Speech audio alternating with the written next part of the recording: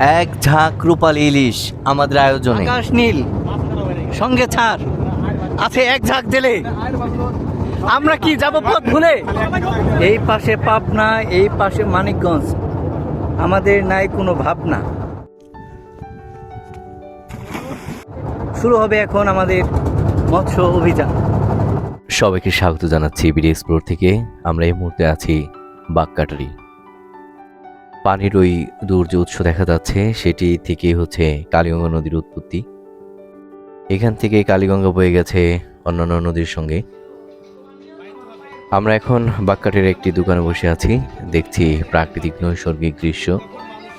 এখানে একটি খেয়া আছে, এ পাশ থেকে পাশে যাওয়া যায়। এই যে দেখছেন দূর প্রান্ত হচ্ছে যমুনা আর এ পাশটা হচ্ছে কালীগঙ্গা। আমরা এখন আছি চরকাটারি চরে।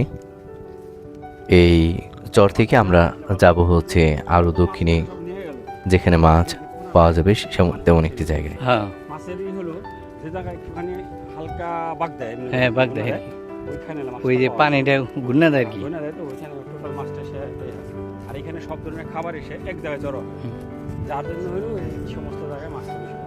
আজকে বের হয়েছি মাছের খোঁজে। মাছের খোঁজে বের হতে হতে আমরা কিছু মাছ মারার যে নৌকা সেগুলোর দেখা পেয়ে গেলাম, যেগুলো হচ্ছে অনেকাংশে ডাঙায় তোলা।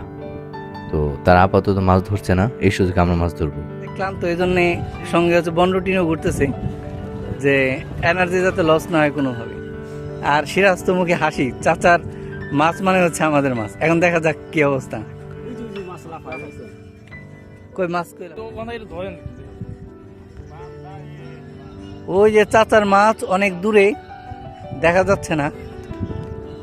ওই যে কোথাও কেউ নেই সীমানা পেরিয়ে। দুধু ভালো চর, ঝিরি ঝিরি বাতাস, ঠিক। বন্ধ হাওয়া, ঝিকিমিকি আলো, চিকিমিকি আলো, অসাধারণ মুহূর্ত। আকাশ নীল, সঙ্গে ছাড়, আছে এক ঝাঁক জেলে। আমরা কি যাব পথ ভুলে?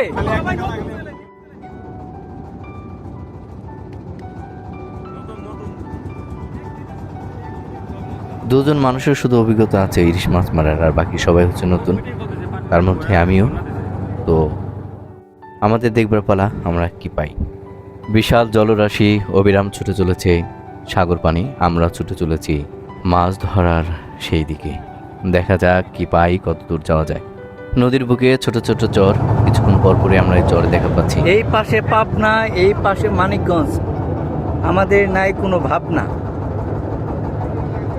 শুরু হবে এখন আমাদের মৎস্য অভিযান। আমাদের দুজন জেলে জাস্ট শখ আঁকছে কিভাবে মাছ ধরা যায়। এই যে আরেকজন, জালগুলো হচ্ছে আমাদের, এই যে আমাদের বেড় জাল, আমরা এই জাল দিয়ে আজকে মাছ ধরি।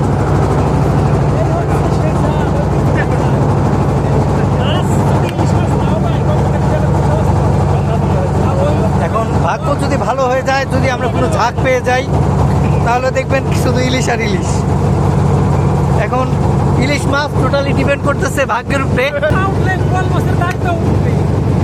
আচ্ছা ইলিশ না হয় বোয়াল, আমাদের ধরতে হবে মাছ।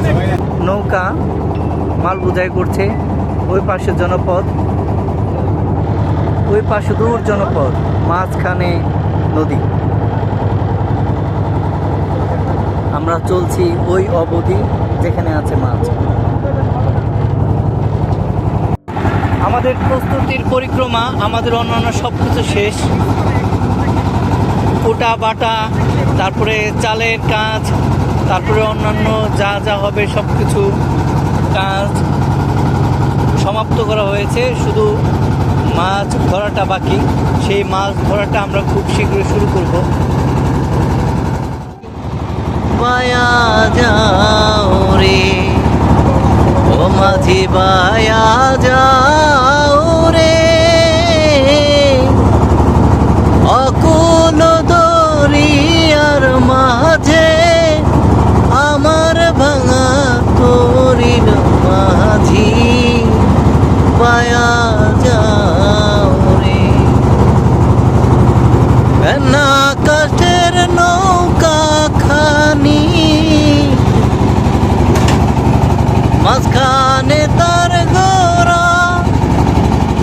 আঘাত হইয়া পাছায় গেলে বলুই যাবে খোয়ারে মাঝি বায়া যাও রে।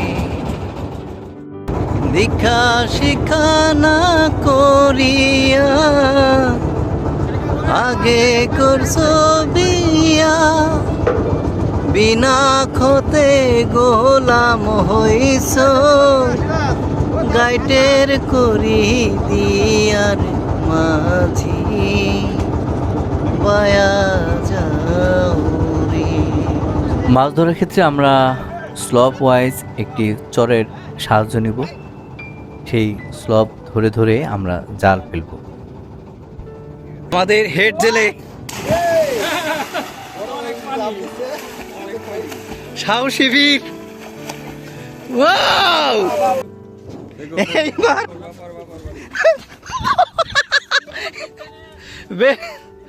খুবই ইন্টারেস্টিং।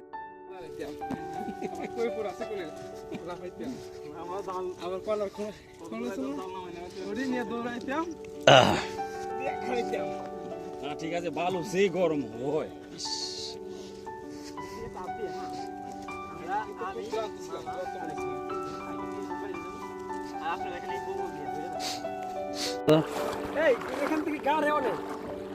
গাড়বে তো অবশ্যই, আজকে আমাদের মাছ পেতেই হবে। অদৃষ্ট কথা আমরা কেউ জানি না, তবু আমরা খুব আশাবাদী আমাদের মাছ পাবো এবং সেই মাছ দিয়ে আমাদের বনভোজন হবে। আমাদের স্যার রান্না করবেন, আমরা মাছ পাওয়ার পরে স্যার এবং ট্রলার পাঠিয়ে দেব কোথাও। আমাদের ওই টিম সাতটি জালটা ওদিকে কাভার করার চেষ্টা করছে, আমরা এই পাশটাকে জালটাকে নিয়ে কিনারের দিকে যাওয়ার চেষ্টা করছি। যমুনার রূপালী ইলিশ, তরতাজা লাফানো ইলিশ, এই ইলিশ দিয়ে আমাদের আজকে বনভোজন হবে আশা করছি। স্যার অলরেডি প্রস্তুতি নিয়েছেন। মাছ ধরা শেষ, অতঃপর লাফানো ঝাপানো চলছে। সিরাজ দুইবার চেষ্টা করেছে ডিগবাজি দেওয়ার জন্য, দুইবারই ব্যর্থ হয়েছে। রাজু ভাই প্রস্তাব করেছিল জায়েদ খান হয়ে যাওয়ার জন্য, তো সবাই ডিগবাজি দেওয়ার চেষ্টা করছে, যারা যারা পারছে, যাদের পূর্ব অভিজ্ঞতা আছে। আমরা অনেক সিদ্ধান্ত নিয়েছি গোসল করবো না, কারণ এই পানির সঙ্গে আমাদের সম্পর্ক অতটা গভীর না। আমরা অনেকেই টিউবওয়েলে গোসল করি, অনেকেই পুকুরে গোসল করি, কিন্তু নদীর পানির সঙ্গে সম্পর্ক ভিন্ন। আমরা থাকা অবস্থায় দেখতে পাচ্ছিলাম এক বড় ভাই এসেছেন জাল নিয়ে। তিনি অবশ্য ধরেন ছোট মাছ, চেলা, খল্লা, এই ছোট মাছগুলো উনি ধরে থাকেন।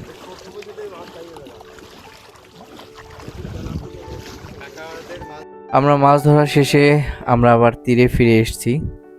মনির স্যার রব কাকাকে নিয়ে আগেই শুরু করেছেন রান্না বান্না। দেখি কি করছেন ওখানে। একটি বড়ই গাছ একা দাঁড়িয়ে আছে, আশেপাশে অন্য কোনো গাছ নেই। পাশেই চরের তীর, শাবক না, এ পাশটা হচ্ছে পুরোটাই চর। দূরে ঘোড়া বাঁধা আছে। দেখতে দেখতে সূর্য অস্তমিত হচ্ছে। এদিকে স্যারের রান্নাও কাছাকাছি। আমরা এই সুযোগ একটু ঘুরে নিচ্ছি, একটু রিল্যাক্স হয়ে নিচ্ছি। রান্না করার জন্য খুব বেশি লোকের প্রয়োজন নেই। স্যার এবং হচ্ছে রব চাচা দুজনেই যথেষ্ট, দুজনেই অভিজ্ঞ।